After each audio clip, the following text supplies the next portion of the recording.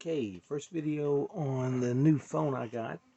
Figured I'd give it a go and see how it looks compared to my, actual other camera. That's usually pretty good, but the light kind of mixes up with it. But nonetheless, some of these movies we're gonna go through here, had them for a while, but I hadn't done a video in a while, so I figured we'd just backtrack a little bit. So here's what I've gotten recently, as in probably the last 3 weeks. I don't know. Number one, Escape from LA. This is, of course, the collector's edition from Screen Factory. You can see all the stuff there that's on it if you want to pause the video. Movie's not very good. It looks good in Blu-ray. It's one of the few John Carpenter movies I didn't have on Blu-ray, so it's always good to finally get it. But that being said, the movie isn't very good. There's a weird surfer guy. You probably know the plot. It's not good Carpenter, which bad Carpenter is still better than most, but it's not good Carpenter. Uh, from the bit of the On the Man company, this is these are not burn off on BDR, so these are actually Blu-ray discs that are pressed. But it's the new spinoffs of the American Pie, not the new ones. They're new Blu-rays, but they're old spinoffs. It's got the Band Camp, which I really enjoy. Actually, I got this on DVD years ago and liked it, so I'm happy to see it on Blu-ray. And the Naked Mile, which wasn't for me. I mean, at this point, we just keep digging in with other members of the Stifler family, and this one had a little bit of charm and life to it. This one just seemed like they were just trying to go by the numbers, even for a teen, raunchy comedy movie. The Invisible Man. Finally got around to watching it. It was a good movie. Maybe not as good as everybody was saying. Like, it's not a 5 out of 5. Maybe 4 out of 5 I would go. But I like how they made it modern. That was really cool. And I feel like something's flying around my face here. I don't know. But it was brought into the new age, and it was solid for what it was. Good performances. I like how they did the Invisible Man thing. Is he going to go out into more movies, maybe, or even more of an extended universe? I don't know. But it wasn't a bad one to start out with. So, good movie. One of the better ones of the year, even if it wasn't as great as everybody says it is. One that was probably better than some people said it was, The Hunt. The Hunt's solid. It's funny. It's really violent. Nothing we haven't seen before, even though this one's more political. But if you've seen, like, What the Most Dangerous Game and Turkey Shoot and all that, you kind of know what's going on. But it's got a little bit of twist to it here and there. And like I said, it's very political, but it's fun. So I liked it a lot. Little mixed on Creepshow. I couldn't remember if I talked about Creepshow the last time I did one of these or not, but I got the Creepshow season here. It's really solid. It don't really feel like Creepshow all the time. There's some episodes that do, like one about the Finger. I think it's called the Finger. It feels like Creepshow.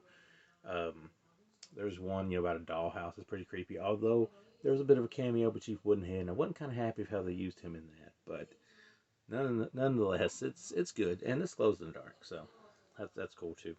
So if you haven't seen that, give it a watch. One Cut of the Dead on Steelbook, Blu-ray DVD, has a dubbed version if you don't want to read subtitles. This isn't for everybody, but I think if you get it and you like it, it's amazing. I seen it on Joe Bob's Last Drive-In originally, and then the Steelbook came out, and I think like the only other way to get the DVD, I don't even think there's like a non-Steelbook Blu-ray, but if you want something different, it's good. It's going to throw you off when you first watch it, by the way it's set up, but it's good. I really liked it a lot. Here's one I haven't got to watch yet, The Boy 2. Not really looking forward to it, but I do have The Boy 1, so I'm willing to give it a try here. From what I understand, maybe this time isn't just a guy, spoiler alert, a guy in the wall, but a actual doll here, so I'm hoping to give that a try at some point. Some indie stuff here. This is from the On the Man group. I don't have the name offhand, but they do all the On the Man stuff for places. But Hayride on Blu-ray.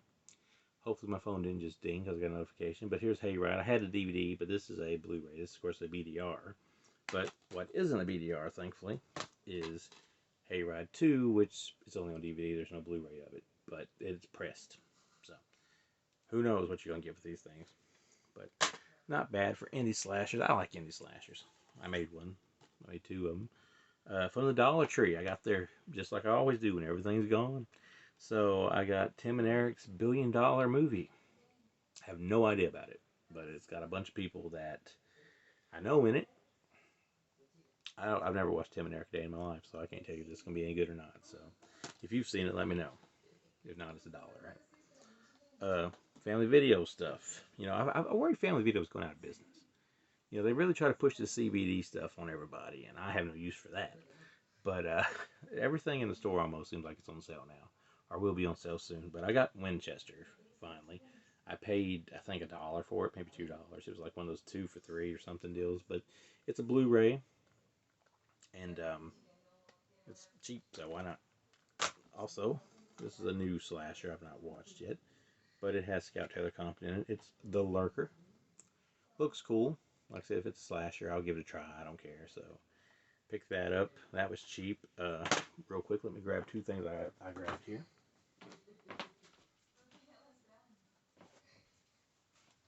Aha.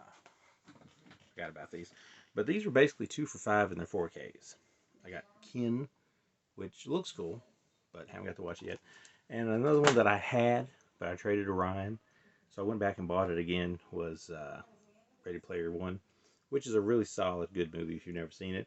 This is just a Blu-ray. Don't actually have the DVD, or excuse me, the Blu-ray in. It's just a 4K, is what I'm trying to say. But 2 4Ks for $5, you can't beat it. Again, hopefully, Family Video isn't going out of business because they're really good to get a lot of stuff that you can't find anywhere else. This one's from Olive. It's Hair. I don't know. I think I had the DVD of this a long time ago. I don't remember much about it. But, you know, they put a lot of effort in this. It's like one of those things like they did with the Invasion of the Body Snatchers. I think they're limited, but I'm going to get to it and watch it. I don't have a whole lot coming in to review lately because even though the pandemic's still going.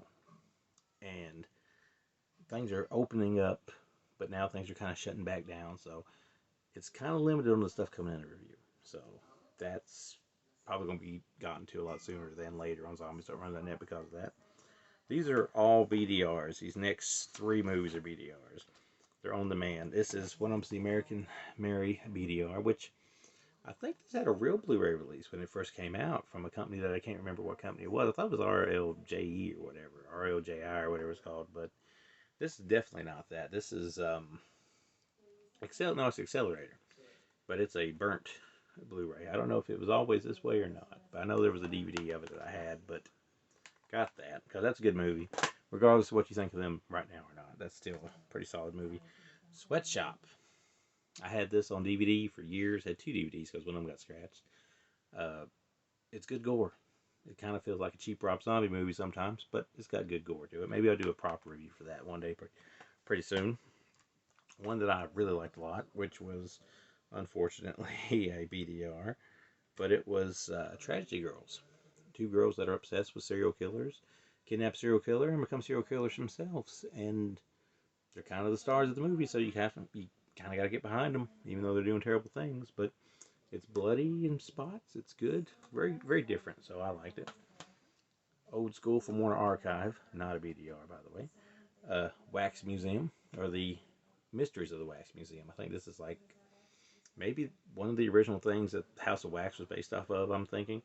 Maybe my history's wrong on those. There's a lot of museums, a lot of wax in horror, but this one's definitely not aged as well as some have, but it's got some cool moments in it, and it's okay to watch. I don't know if I would recommend it over some other stuff or not, but it's okay. A good woman is hard to find. Ain't that the truth? But I've not got the chance to watch this one yet, as you can see, but maybe soon. Finally got to watch Gretel Hansel. I've had it for a while, just now watched it.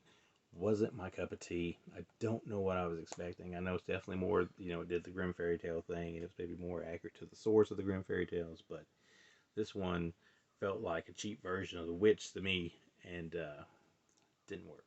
Even if it had the kid from, It, that's, pretty popular these days, but this didn't do much for me at all. So unless you just like this fairy tale stuff that's very brooding, very boring, and very artsy in some ways, I'd say pass it. And the last 3 are Severin titles here. Horrors of Spider Island, which is bad, but I almost want to say so bad it's still somewhat entertaining.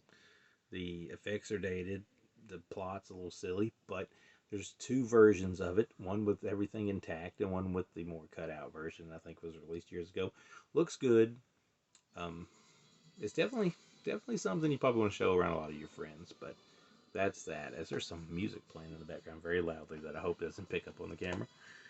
Uh, Satan's Slave. I thought at first this was like was it the Italian Satan slave or something, but it's not. It's the Asian Satan slave. But this is actually pretty good. Or is it Asia? Yeah, it's Asia. It's creepy. It's moody. Supposedly, it's a remake of Phantasm.